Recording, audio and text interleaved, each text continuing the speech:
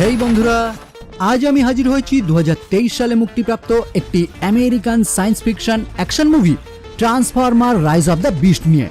এটি Transformers movie সিরিজের 7 নম্বর মুক্তিপ্রাপ্ত মুভি, যা 2007 সালে মুক্তিপ্রাপ্ত ট্রান্সফরমার মুভির প্রিকুয়েল এবং 2018 সালে মুক্তিপ্রাপ্ত বাম্বেলবি মুভির সিকুয়েল। এর আগে আমি এই সিরিজের প্রত্যেকটি movie in order release date পরপর এক্সপ্লেন করে দিয়েছি, তাই সেগুলি যদি আপনারা এখনো না দেখে থাকেন তাহলে ডেসক্রিপশনে দেওয়া লিংক কিংবা উপরের ডান দিকে থাকা এই আই বাটনে ক্লিক করে প্রথম পার্টগুলি অবশ্যই দেখে নেবেন। ওকে, তাহলে ইন্ট্রোডাকশন আর বিস্তারিত না করে চলুন যাওয়া যাক মূল গল্পের দিকে। শুরু করার আগে হেই, আমি Raja and welcome to the Bong Wood. গল্পের শুরুতেই আমরা নতুন একটি গ্রহের সাথে পরিচিত হই, যেখানে ম্যাক্সিমালস নামক কিছু ট্রান্সফরমার বসবাস করে, যাদের আকৃতি অনেকটা আমাদের পৃথিবীতে বসবাসকারী জীবজন্তুদের মতো। কিন্তু দুর্ভাগ্যের বিষয়, হঠাৎই ইউনিকর্ন নামক এক মহাজাগতিক সত্তা তাদের গ্রহটিকে গ্রাস করতে শুরু করে। আসলে এই ইউনিকর্নের জীবন ধারণের ক্ষমতা এই রকম বিভিন্ন গ্রহ ধ্বংস করেই আসে, যে কারণে সে যুগ যুগ ধরে এইভাবে বিভিন্ন গ্রহ গ্রাস করেই বেঁচে আছে। কিন্তু এই গ্রহ পুরোপুরি গ্রাস করার আগে ইউনিকর্ন তার স্পেশাল এক সৈন্য স্কার্জকে ওই গ্রহে পাঠায়, কারণ ওই গ্রহে থাকা ম্যাক্সিমালসদের কাছে ট্রান্সওয়ার্প কি নামক এক ধরনের বিশেষ জিনিস রয়েছে, যেটার মাধ্যমে ইউনিকর্ন স্পেস টাইমে পোর্টাল ওপেন করতে পারবে, যার মাধ্যমে একটি গ্যালাক্সি থেকে ইউনিকর্ন অন্য একটি গ্যালাক্সিতে খুব সহজেই পৌঁছে যাবে। এর মানে ওই ট্রান্সওয়ার্প কি যদি সে একবার হাতে পায় তাহলে এই সীমাহীন বিশ্বকে গ্রাস করার ক্ষমতা তার কাছে চলে আসবে। কিন্তু ম্যাক্সিমালসদের লিডার অ্যাপলিং যখন এই ব্যাপারে জানতে পারে, তখনই সে তার কিছু সাথী যেমন প্রাইমাল, এয়ার রেজার, রাইনক্স এবং চিটোরকে ওই ট্রান্সওয়ার্প কি হস্তান্তর করে তাদেরকে এখান থেকে অন্য কোথাও চলে যেতে বলে, কারণ এই কি যদি ইউনিকর্ন একবার হাতে পায় তাহলে সে নিমেষেই বহু সংখ্যক গ্রহকে গ্রাস করে ফেলবে। ফলে লিডারের কথা শুনে ওই ট্রান্সওয়ার্প কি এর মাধ্যমেই তারা একটি পোর্টাল ওপেন করে ওই গ্রহ ছেড়ে পৃথিবীর দিকে রওনা হয়, আর অ্যাপলিং সেখানেই থেকে যায় স্কার্জকে আটকানোর জন্য, যাতে সেই টাইমের মধ্যে বাকিরা এখান থেকে বহু দূরে কোথাও চলে যেতে পারে। কিন্তু স্কার্জ সেখানে উপস্থিত হয়েই অ্যাপলিংকে গুরুতরভাবে আঘাত করে হত্যা করে, যার পর ইউনিকর্নও ওই গ্রহকে পুরোপুরি গ্রাস করে ফেলে। কিন্তু ওই কি হাসিল করতে না পারায় ইউনিকর্ন স্কার্জের উপর খুবই রেগে যায় এবং তাকে আদেশ দেয়, এই ইউনিভার্স তন্ন তন্ন করে খুঁজে বের করো ম্যাক্সিমালসরা কোথায় গেছে, আর তারপর তাদের থেকে ওই কি উদ্ধার করে তার সাহায্যেই পোর্টাল ওপেন করে আমাকে সেখানে ডাকো। একবার শুধু ওটা আমার হাতে আসুক, তারপর আমি হব সর্বোচ্চ শক্তিমান। এখান থেকে সিন শিফট হয় 1994 সালের পৃথিবীতে, যেখানে আমরা পরিচিত হই এই মুভির এক মুখ্য চরিত্র নোয়া ডিয়াজের সঙ্গে, যে একজন প্রাক্তন সৈনিক এবং একজন ছোটখাটো ইলেকট্রনিক্স বিশেষজ্ঞ। বর্তমানে সে তার মা এবং ভাইয়ের সঙ্গে বসবাস করে, কিন্তু দুর্ভাগ্যের বিষয় তার ভাই এক দুরারোগ্য অসুস্থতায় ভুগছে, তাই তার ইমিডিয়েট একটি চাকরির দরকার, কারণ তার ভাইয়ের চিকিৎসা বহু ব্যয়বহুল। হসপিটাল থেকেও সে কোনো বীমা পাচ্ছে না, যে কারণে সে তার ভাইয়ের চিকিৎসাও করতে পারছে না। যেমন এখানেই আমরা দেখতে পাই, নোয়া একটি চাকরির ইন্টারভিউতে উপস্থিত হওয়ার পর ম্যানেজমেন্ট তাকে জানিয়ে দেয় ইন্টারভিউ বাতিল করা হয়েছে।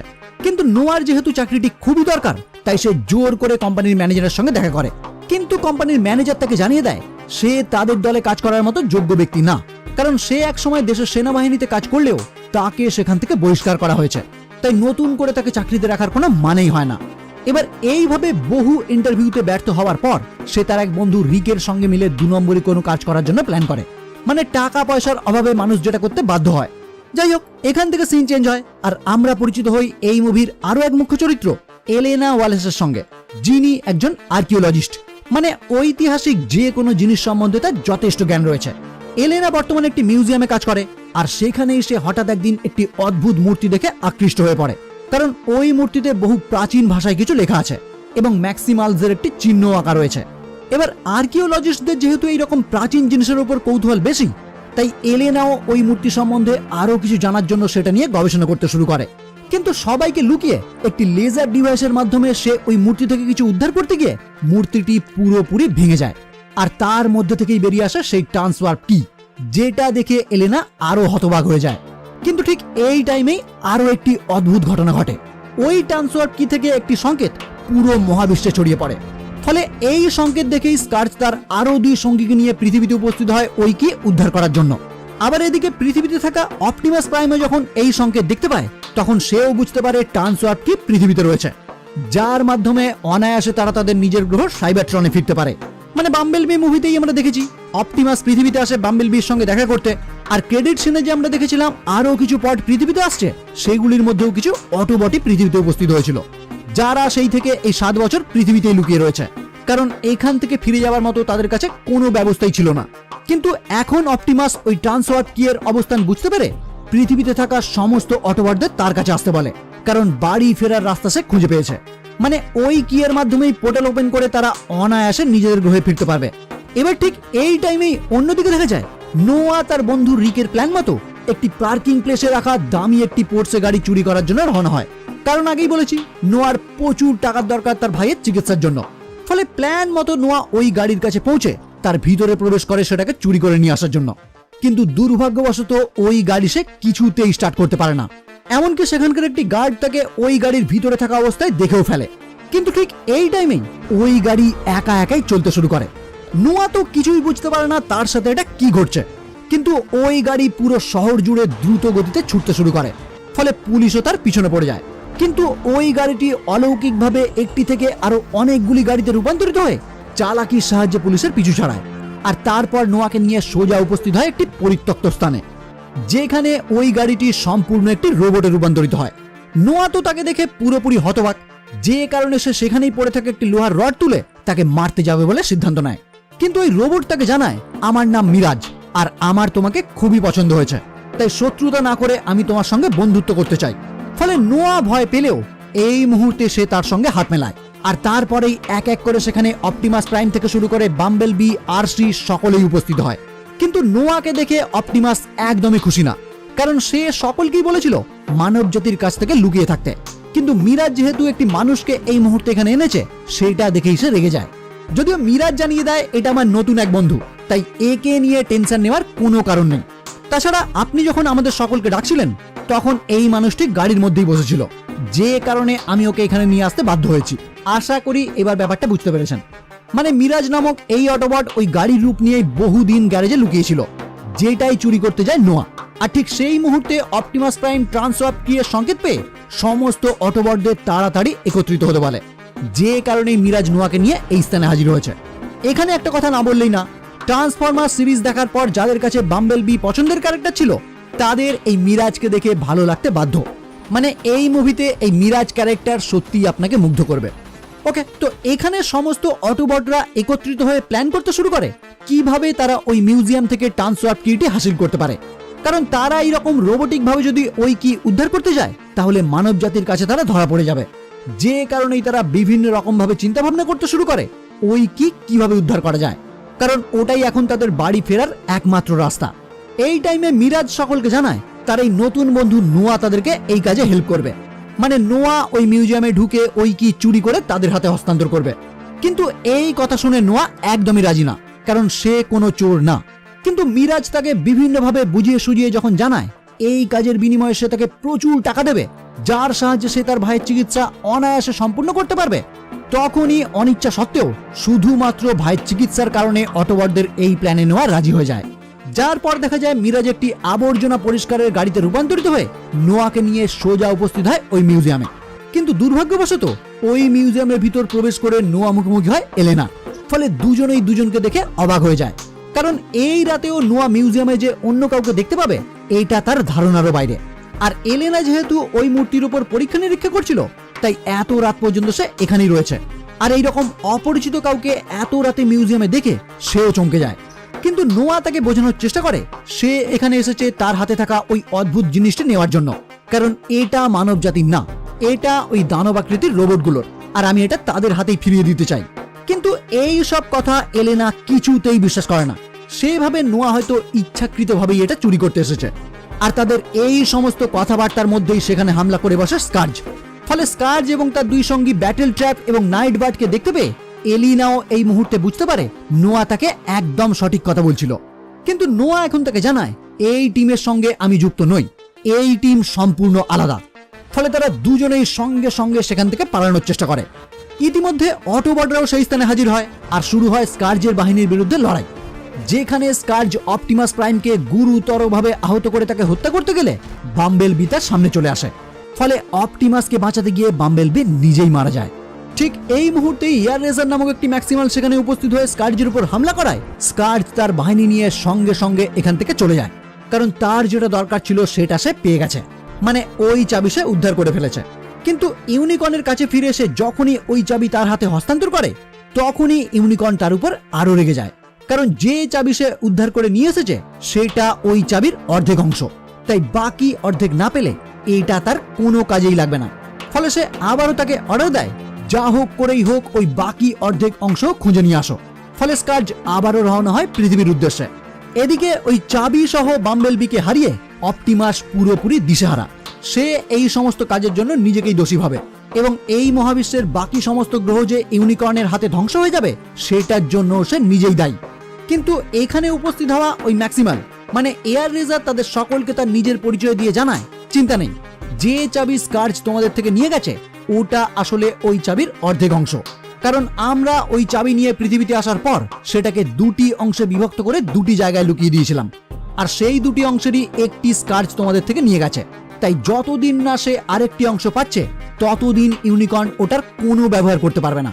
ফলে এই কথা শুনে অপটিমাস সঙ্গে সঙ্গেই জানায়, তাহলে আরেকটি অংশ আমাদের উদ্ধার করতে হবে, কারণ স্কার্জ নিশ্চয়ই ওই অংশ উদ্ধার করার জন্য আবারও ফিরে আসবে, আর তখন আমি তাকে মেরে বাকি অংশ হাসিল করে নেব। কিন্তু প্রবলেম একটাই, এয়ার রেজার জানে না বাকি অর্ধেক অংশ পৃথিবীর কোথায় আছে। যদিও এলেনা এই মুহূর্তে জানায় খুব সম্ভবত ওই চাবির অর্ধেক অংশ পেরুতে রয়েছে, কারণ সে যখন ওই মূর্তি নিয়ে গবেষণা করছিল তখন তার গায়ে এমন কিছু সিম্বল সে দেখতে পেয়েছিল যেটা পেরুতে থাকা একটি সূর্য মন্দিরে রয়েছে। তাই সে অনুমান করেছে বাকি অংশ সেখানেই থাকতে পারে। ফলে সকলে মিলে এই সিদ্ধান্ত নেয় পেরুতে রওনা হওয়ার জন্য, মানে এলেনা এবং নোয়াও এই কাজে তাদের সঙ্গে যোগ দেয়। যদিও পেরুতে রওনা হওয়ার আগে নোয়া তার ভাইয়ের সঙ্গে দেখা করতে আসে, কিন্তু দুর্ভাগ্যবশত তার ভাই মিরাজকে দেখে ফেলে।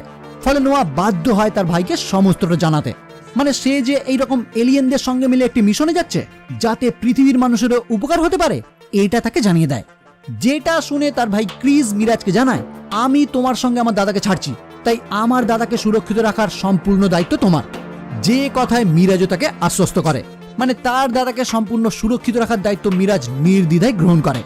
পরবর্তীতে দেখা যায় তাদের পুরো গ্যাং একটি জায়গায় উপস্থিত হয়ে স্ট্র্যাটোস্ফিয়ার নামক একটি অটোবটের সাহায্যে পেরুর উদ্দেশ্যে রওনা হয়। কিন্তু এই যাওয়ার পথেই নোয়া এলেনাকে জানায়, ওই চাবির বাকি অংশ উদ্ধার করতে পারলেই সর্বপ্রথম আমরাই সেটিকে ধ্বংস করে দেব, কারণ অটোবটরা যদি স্কার্জকে হারাতে না পারে আর এই অংশও যদি স্কার্জ উদ্ধার করে নেয় তাহলে ইউনিকর্ন হয়তো সর্বপ্রথম আমাদের পৃথিবীকেই গ্রাস করবে। তাই আমাদের নিজেদের বাসস্থানকে বাঁচানোর জন্য আমাদেরকেই ওই চাবি ধ্বংস করতে হবে। এতে হয়তো অটোবটরা পৃথিবীতেই আটকে যাবে, কিন্তু এটা ছাড়া আমাদের হাতে আর কোনো উপায় নেই। ফলে এলেনা ও নোয়ার এই প্ল্যানে রাজি হয়ে যায়। এরপর পেরুতে পৌঁছে হুইলজ্যাক নামক আরও একটি অটোবট তাদের সঙ্গে যোগ দেয়, কিন্তু দুর্ভাগ্যের বিষয় তারা লক্ষ্য করে সেখানে বর্তমানে একটি স্থানীয় ফেস্টিভ্যাল চলছে, তাই অটোবটরা ওই স্থানে এই মুহূর্তে যেতে পারবে না, কিন্তু তাদেরকে যা করার তাড়াতাড়ি করতে হবে। ফলে নোয়া এবং এলেনা তাদেরকে জানায় তারা দুজনেই ওই চাবির বাকি অংশ এখান থেকে উদ্ধার করে আনবে, আর অপটিমাসও দ্বিতীয় আর কোনো রাস্তা না পেয়ে নোয়ার এই প্ল্যানে রাজি হয়ে যায়। এখানে মিরাজ নোয়াকে একটি আধুনিক ডিভাইস গিফট করে যাতে বিপদের টাইমে সে সেটা ব্যবহার করতে পারে, যার পর তারা দুজনেই স্থানীয়দের পোশাক পরে ওই ভিড়ের মধ্যে উপস্থিত হয়ে নির্দিষ্ট সেই জায়গার খোঁজ করতে শুরু করে যেখান থেকেই তারা ওই চাবির বাকি অংশ উদ্ধার করতে পারবে। আর সৌভাগ্যবশত একটি ফাঁকা জায়গায় এলেনা কিছু বিশেষ ট্রান্সফরমার চিহ্ন দেখতে পায়, আর সেখানেই সে এমন কিছু কারসাজি করে যে সেখানেই একটি ভূগর্ভস্থ গুহার উদয় হয়, আর তারা দুজন ওই গুহার মধ্যে নির্দ্বিধায় প্রবেশ করে। এদিকে স্কার্জও তার সঙ্গপাঙ্গ নিয়ে পেরুতে উপস্থিত হয়েছে, কারণ সেও জানতে পেরেছে ওই চাবির বাকি অংশ এখানেই রয়েছে, যে কারণে সে তার অধীনস্থ কিছু ফ্রিজারকে এলেনা এবং নোয়ার পিছনে লাগিয়ে দেয়, কারণ সে বুঝতে পেরেছে অটোবটরা এই দুজনকে দিয়েই ওই চাবির বাকি অংশ উদ্ধার করবে। এদিকে নোয়া এবং এলেনা ওই গুহার মধ্যে এমন একটি জায়গা খুঁজে পায় যার মধ্যেই ওই চাবিটি থাকা উচিত, কিন্তু দুর্ভাগ্যের বিষয় সেখানে তারা কিছু সাংকেতিক চিহ্ন ছাড়া আর কিছুই খুঁজে পায় না। এদিকে সেই ফ্রিজারগুলি সেখানে উপস্থিত হয়, নোয়া এবং এলেনা তাদের হাত থেকে বাঁচার জন্য সেই স্থান থেকে দৌড়ে পালাতে শুরু করে। ফলে অটোবটরা যখন বুঝতে পারে নোয়া এবং এলেনা বিপদে পড়েছে তারাও সঙ্গে সঙ্গে সেই দিকে রওনা হয়, যেটা দেখে স্কার্জ তার বাহিনী নিয়ে তাদের পিছনে ধাওয়া করতে শুরু করে, আর রাস্তাতেই শুরু হয় তাদের দুই দলের মধ্যে লড়াই। যদিও কিছুক্ষণের মধ্যেই স্কার্জ তাদের পিছু ছেড়ে দেয়, কিন্তু এই লড়াইয়ের মধ্যেই একটি বিশেষ ডিভাইসে এয়ার রেজারের ডানায় আটকে দেয়। যাই হোক, ওইদিকে দেখা যায় নোয়া এবং এলেনা সেই গুহা থেকে বেরিয়ে একটি জঙ্গলে উপস্থিত হলে সেখানেই প্রাইমাল সহ অন্যান্য ম্যাক্সিমালরা তাকে চারিদিক থেকে ঘিরে ফেলে, আর তারপর তাদের থেকে জানতে চায় তারা কেন ওই চাবি খুঁজছে। ইতিমধ্যে অটোবটরাও ওই স্থানে উপস্থিত হয় এবং ম্যাক্সিমাসদের তারা শত্রু বলে মনে করে। কিন্তু পরিস্থিতি খারাপ হবার আগেই এয়ার রেজার সেখানে উপস্থিত হয়ে অটোবটদের জানায় এগুলি হচ্ছে তার সাথী ম্যাক্সিমালস, যারা তার থেকে সম্পূর্ণ আলাদা হয়ে গিয়েছিল, মানে তারা কেউই কারোর শত্রু না। এখানে আমরা একটি দারুণ তথ্য জানতে পারি।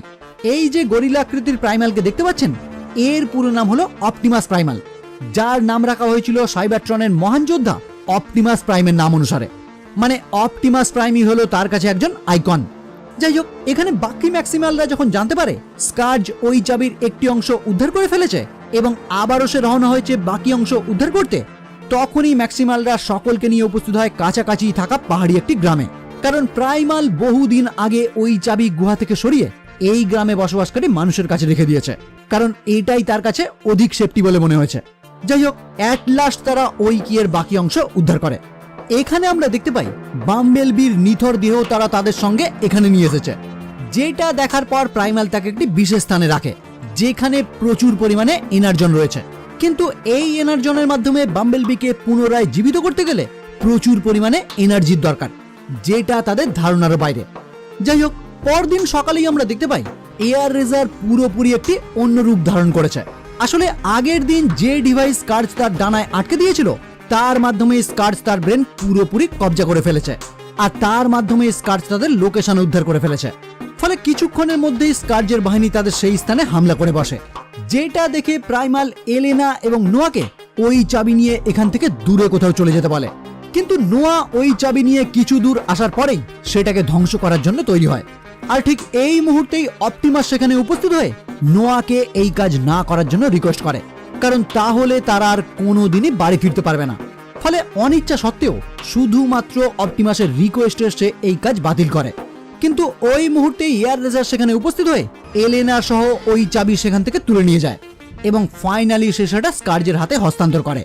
এরপর স্কার্জের কথা অনুযায়ী এয়ার রেজার প্রাইমালের উপর আক্রমণ করে বসে, কিন্তু প্রাইমাল এইখানেই তাকে হত্যা করে, যার পর সকলেই বেশ হতাশ হয়ে পড়ে, কারণ স্কার্জ তাদের সকলকে হারিয়ে ওই চাবি হাসিল করে ফেলেছে। যাই হোক, অন্যদিকে দেখা যায় স্কার্জ ওই চাবির উভয় অংশ একত্রিত করে একটি আগ্নেয়গিরির উপর একটি প্ল্যাটফর্ম তৈরি করে, যেখানেই সে একটি পোর্টাল ওপেন করে ইউনিকর্নকে এখানে ডেকে পাঠাবে। কিন্তু নোয়া এখনো থেমে থাকার পাত্র না, সে জানতে চায় কিছু তো একটা উপায় থাকবে ওই প্রসেস বন্ধ করার। প্রাইমাল তখন তাকে জানায়, হ্যাঁ, একটি অ্যাক্সেস কি ছিল যেটার মাধ্যমে ওই ট্রান্সওয়ার্প কি বন্ধ করা যায়, কিন্তু সেই অ্যাক্সেস কি আমার জানা নেই, কারণ ওই চাবি দুই অংশে বিভক্ত করার পর তাদের সঙ্গে সঙ্গেই ওই অ্যাক্সেস কি লুকিয়ে ফেলা হয়েছিল। যেটা শুনে এলেনা সঙ্গে সঙ্গেই জানায়, হয়তো আমি জানি ওই অ্যাক্সেস কি কি হতে পারে, কারণ দুটি জায়গাতেই যে সাংকেতিক চিহ্ন ছিল সেটা এলেনা তার ডায়েরিতে নোট করে নিয়েছিল, আর খুব সম্ভবত ওটাই হলো সেই অ্যাক্সেস কি। ফলে আবারও তারা একটি আশার আলো দেখতে পায়, আর তারপর সকলে মিলে প্ল্যান করে অটোবট এবং ম্যাক্সিমালরা স্কার্জের বাহিনী এবং তাকে লড়াই করতে ব্যস্ত রাখবে, আর সেই সুযোগে নোয়া এবং এলেনা ওই প্ল্যাটফর্মের গোপন রাস্তা দিয়ে ট্রান্সওয়ার্প কি পর্যন্ত পৌঁছে অ্যাক্সেস কি ব্যবহার করে সেটাকে থামিয়ে দেবে। এবার এই প্ল্যান নিয়েই তারা সকলে মিলে রওনা হয় স্কার্জকে আরও একবার থামানোর জন্য। ফলে কিছুক্ষণের মধ্যেই স্কার্জের বাহিনীর সঙ্গে শুরু হয় অটোবট এবং ম্যাক্সিমালদের লড়াই, আর ওই সুযোগেই গোপন পথ দিয়ে নোয়া এবং এলেনা ওই চাবি পর্যন্ত পৌঁছানোর চেষ্টা করে। কিন্তু দুর্ভাগ্যবশত লাস্ট মুহূর্তে স্কার্জ নোয়াকে ধরে ফেলে। যদিও নোয়ার কোনো ক্ষতি হওয়ার আগে মিরাজ সেখানে উপস্থিত হয়ে নোয়াকে বাঁচানোর জন্য স্কার্জের সঙ্গে লড়াই করতে শুরু করে, কিন্তু কিছুক্ষণের মধ্যেই মিরাজ তার আঘাতে ঘায়েল হয়ে পড়ে। এদিকে ওই ট্রান্সওয়ার্প কিয়ের সাহায্যে একটি পোর্টাল ওপেন হয়ে ইউনিকর্ন পৃথিবীর কাছাকাছি আসতে শুরু করে, আর ওই ট্রান্সওয়ার্প কি থেকেই উৎপন্ন হওয়া একটি এনার্জি ওয়েভ চারিদিকে ছড়িয়ে পড়ায় পৃথিবীতে থাকা এনার্জনের শক্তি বৃদ্ধি ঘটে, যার ফলেই বাম্বেলবি পুনরায় জীবিত হয়ে ওঠে, আর তারপর হিরোইক ভাবে এন্ট্রি নেয় লড়াইয়ের ময়দানে।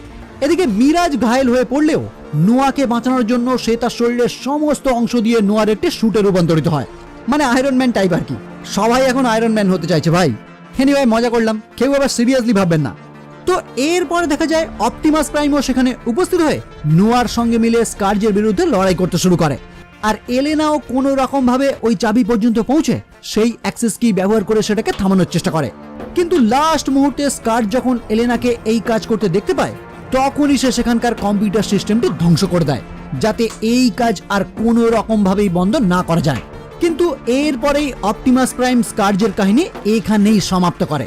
যদিও ইউনিকর্নকে আটকানো কিন্তু এখনো সম্ভব হয়নি, ফলে ইউনিকর্নও তার কিছু বাহিনী পাঠাতে থাকে এদের সঙ্গে লড়াই করার জন্য। এইখানকার অ্যাকশন সিনগুলি দুর্দান্ত দেখানো হয়েছে, যেটা মুখে বলে ডিসক্রাইব করা কখনোই সম্ভব না, আর সমস্ত ফুটেজ এখানে দেখানো সম্ভব না। তাই প্রতিবারের মতো এবারেও আমি বলছি, এই সমস্ত সিনের মজা নিতে গেলে আপনাদেরকে পুরো মুভিটি অবশ্যই দেখতে হবে। যাই হোক, অপটিমাস যখন বুঝতে পারে ইউনিকর্নকে আর কোনোভাবেই আটকানো সম্ভব না, তখনই সে সিদ্ধান্ত নেয় ওই চাবিটি ধ্বংস করতেই হবে, না হলে পৃথিবীকে বাঁচানো কোনোভাবেই সম্ভব না। ফলে সিদ্ধান্ত অনুযায়ী সে সকলকেই এখান থেকে চলে যেতে বলে ওই চাবিটি ধ্বংস করে দেয়। ফলে পোর্টাল বন্ধ হয়ে ইউনিকর্ন তো দূরে চলে যেতে শুরু করে, কিন্তু সেখানে একটি ঘূর্ণন সৃষ্টি হয়ে সবকিছু সেই দিকে টানতে থাকে, যার মধ্যে অপটিমাস প্রাইমও ফেঁসে যায়। কিন্তু একদম লাস্ট টাইমে নোয়া এবং প্রাইমাল সেখানে উপস্থিত হয়ে ওই ঘূর্ণন থেকে অপটিমাস প্রাইমকে উদ্ধার করে। মানে এত লড়াইয়ের পর অবশেষে তারা জয়লাভ করেছে। কিন্তু লাস্ট পর্যন্ত আমাদেরকে জানিয়ে দেওয়া হয় ইউনিকর্ন কিন্তু আবারও ফিরে আসতে পারে। আচ্ছা, এখানে একটা কথা আপনাদের বলে দিই, এই ইউনিকর্ন সম্বন্ধে আমরা প্রথম শুনেছিলাম ট্রান্সফরমার দ্য লাস্ট নাইট মুভিতে, যেখানে আমাদেরকে বলা হয়েছিল পৃথিবী হচ্ছে ইউনিকর্নের একটি রূপ, কিন্তু এই মুভিতে সেটা সম্পূর্ণ আলাদা বলা হয়েছে। যদিও এটা দুটি সময়ের ঘটনা, মানে এই মুভির ঘটনা অনেক প্রাচীন সময়ের, আর ট্রান্সফরমার দ্য লাস্ট নাইট মুভির ঘটনা অনেক পরের। হয়তো এই মধ্যেকার সময়ের এমন কোনো ঘটনা আছে যেগুলি আমাদের সামনে এখনো প্রকাশ করা হয়নি, ভবিষ্যতের কোনো মুভিতে গিয়ে হয়তো প্রকাশ করা হতে পারে। তাছাড়াও এই দুই মুভির অমিল থাকার আরও একটি কারণ রয়েছে। অফিসিয়ালি না হলেও আনঅফিসিয়ালি জানা যায় বাম্বেলবি মুভি থেকে এই সিরিজটি রিবুট করা হয়েছে, যে কারণেই আগের মুভিগুলির সঙ্গে এই মুভির কোনো মিল নেই। তবে এটা অফিসিয়াল নিউজ কিন্তু না। এবার দেখা যাক ভবিষ্যতের কোনো মুভিতে গিয়ে হয়তো আমাদের এই চিন্তার সমাধান হবে, হয়তো জানতে পারবো এটা দুটি ইউনিভার্সের আলাদা আলাদা ঘটনা, কিংবা এর মধ্যে গোপন কোনো টুইস্ট লুকিয়ে রয়েছে। যাই হোক, অ্যাট লাস্ট দেখা যায় নোয়া এবং এলেনা ওই প্লেনের মাধ্যমেই তাদের বাড়িতে ফিরে আসে, যার পর এলেনা আর্কিওলজিস্ট হিসাবে প্রচুর খ্যাতি লাভ করে, কারণ সে প্রায় 500,000 বছরের পুরনো একটি আন্ডারগ্রাউন্ড টেম্পলের খোঁজ করেছে। এদিকে নোয়া আবারও একটি চাকরির ইন্টারভিউতে হাজির হয়, যেখানে সে এজেন্ট বার্ক নামক একটি ব্যক্তির সঙ্গে দেখা করে, যিনি নোয়ার সমস্ত গোপন কর্মকাণ্ড সম্বন্ধে আগে ভাগেই জানে। মানে পেরুতে গিয়ে সে কি কি কাণ্ড ঘটিয়েছে এবং কারা কারা তার সঙ্গে ছিল, এই সমস্ত কিছুই তিনি জানেন। যদিও নোয়া প্রথম অবস্থায় এটি অস্বীকার করার চেষ্টা করে, কিন্তু বার্ক নোয়াকে একটি গোপন সরকারি সংস্থায় যোগদান করার সুযোগ দেয় শুধুমাত্র ওই কারণের জন্য। এমনকি তার ভাইয়ের চিকিৎসার সমস্ত খরচা ওই সংস্থা থেকে দেয়া হবে এই কথাও তাকে দেয়। ফলে নোয়া হতবাকের সঙ্গে সঙ্গে তার প্রতি কৃতজ্ঞ হয়। যার পর সে দেখতে পায় বার্ক সেখানেই থাকা একটি গোপন জায়গায় প্রবেশ করে, যেখানে আধুনিক যানবাহন থেকে শুরু করে গেজেট এবং অন্যান্য আরো গোপন জিনিসে ভর্তি। এবার এই সব দেখে নোয়া যখন বার্কের বিজনেস কার্ড দেখে, তখনই আমরা দেখতে পাই ওই কার্ডে লেখা রয়েছে জিআই জো। মানে ভবিষ্যতে আমরা এই ট্রান্সফরমার ফ্র্যাঞ্চাইজির সঙ্গে জিআই জো ফ্র্যাঞ্চাইজির ক্রসওভার দেখতে চলেছি, যেটার জন্য সত্যি আমি অধীর আগ্রহে অপেক্ষা করে আছি। পোস্ট ক্রেডিট সিনে দেখা যায় নোয়া তার সেই বন্ধু রিকের সঙ্গে মিলে সেই গাড়িটি ঠিক করছে, মানে মিরাজকে ঠিক করছে, আর সেই কাজে সে সফল হয়। মানে মিরাজ গাড়ি থেকে আবারও রোবোটিক রূপে রূপান্তরিত হয়, যেটা তার বন্ধু রিককে অবাক করে দেয়। আর এখানেই এই মুভি সমাপ্ত হয়। ওকে, তো কেমন লাগলো বন্ধুরা আজকের ভিডিও? যদি ভালো লাগে তাহলে অবশ্যই লাইক, কমেন্ট এবং শেয়ার করবেন। আর আমার চ্যানেলে যদি প্রথম হয়ে থাকেন তাহলে অবশ্যই চ্যানেলটি সাবস্ক্রাইব করে বেল আইকনটি ক্লিক করে দেবেন। যারা যারা হোয়াটসঅ্যাপ ইউজ করেন তারা চাইলেই দ্য বঙ্গউডের হোয়াটসঅ্যাপ চ্যানেল জয়েন করতে পারেন, লিঙ্ক আমি ডেসক্রিপশনে দিয়ে দেবো। ইন্টারেস্ট থাকলে অবশ্যই একবার চেক করে নেবেন। ওকে, তাহলে আজকের মতো এই পর্যন্তই। দেখা হচ্ছে পরের ভিডিও নিয়ে, আর ততক্ষণের জন্য বাই।